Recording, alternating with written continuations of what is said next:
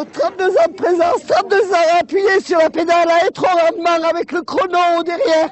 Et on arrive maintenant à quoi? À rien du tout. On nous met un coup de pied au cul, c'est tout. Nom de Dieu, jusqu'au dernier morceau, on gardera. On y fout le feu, on fait ce qu'on veut. Mais on leur laisse pas. Le coup de massue dans le pire des scénarios pour ces femmes.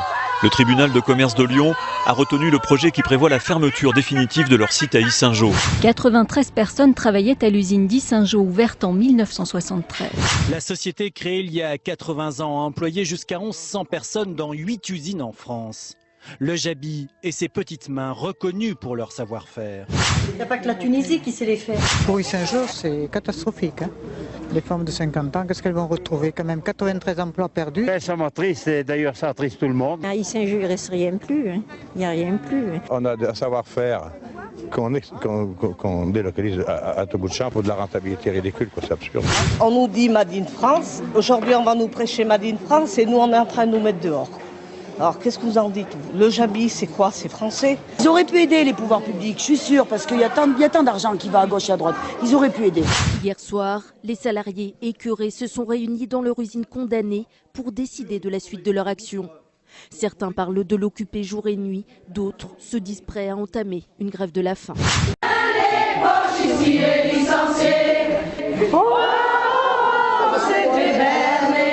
Pas question pour les salariés de Le Jabi de rendre les armes. Une semaine après l'annonce de la fermeture de l'usine d'Yssingeaux, c'est en chanson que l'occupation du site se poursuit,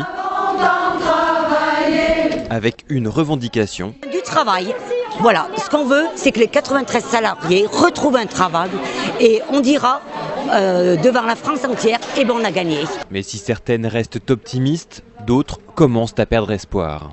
Je ne sais pas si on tiendra encore bien longtemps, peut-être certaines personnes, mais moi, je pense que je vais craquer avant.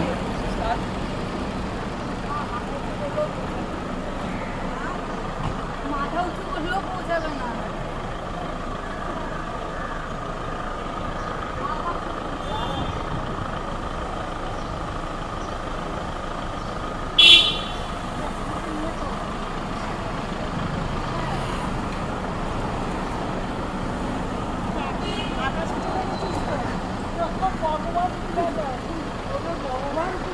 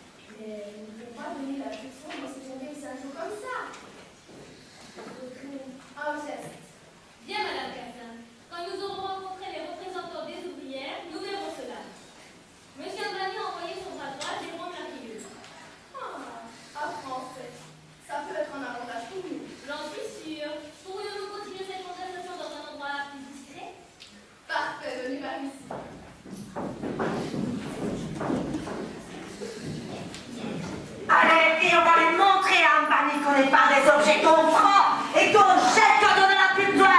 Avant Amali, sauvons le Jabi. Avant Amali, sauvons le Jabi.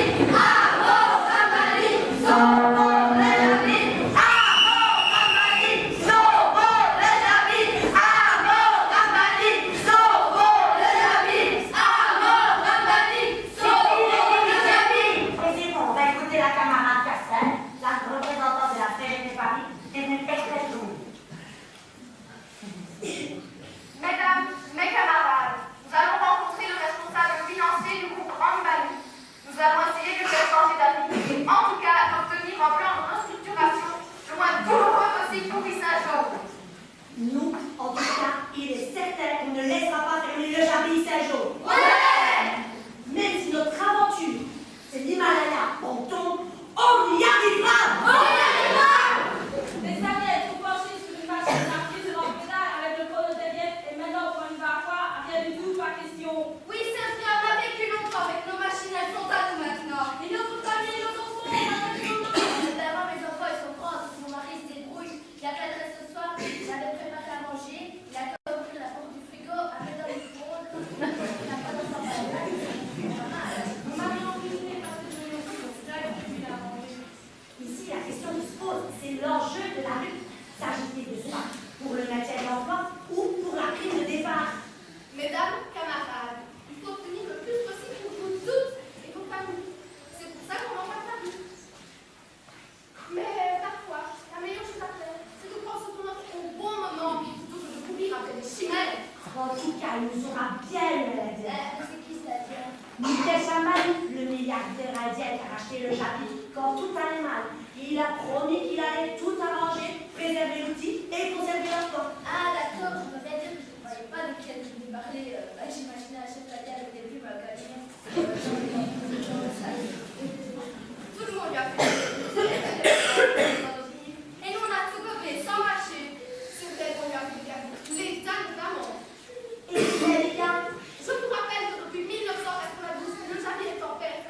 Et que déjà le consortium mondial avait entamé la délocalisation en Tunisie. La mondialisation, on ne fait pas de cadeau. mais c'est Mukesh Ambani qui a tout fait foirer. Il fait le même coup partout dans le monde.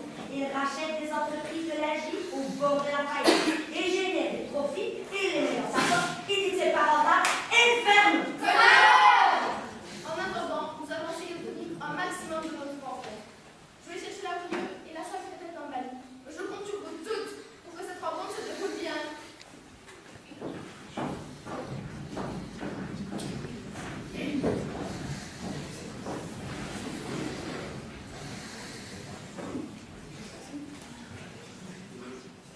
Ah, il s'inquiète. Son stade, cette petite maison de briques rouges, sa joie, sa bonne humeur, ses usines désaffectées et ses rues balayées par le vent froid de l'automne. Ça fait 10 ans que je n'y avais pas mis les pieds et ça n'a pas changé d'un poil. À croire que le quartier a été classé patrimoine universel par l'UNESCO. Ah, donc c'est vous, finalement, l'artiste père, l'enfant, prodigue du séjour. En fait, si vous détestez tant cet endroit, pourquoi vous y revenez? Je ne déteste pas cet endroit, détrompez-vous. J'y ai passé mon enfance et ma jeunesse. C'est ici que j'ai créé mes premières œuvres. J'avais envie de venir faire quelque chose d'utile pour cette ville, apporter de la nouveauté. Dites, est-ce que vous savez que dans cette ville, nous, on y vit, et si on ferme notre entreprise, est-ce que vous savez nous dire quel sera notre avenir? Vous croyez que c'est avec votre art hors de prix, vous allez nous sortir de la merde? Oh, je vous ai vu pleurer à la télévision quand on a annoncé que, finalement, le groupe Ambani délocalisait une partie de la production de la vie en Tunisie. Ça m'a touchée. Eh oui, un peu de pitié, ça ne mange pas de fer. Ah oui, merci.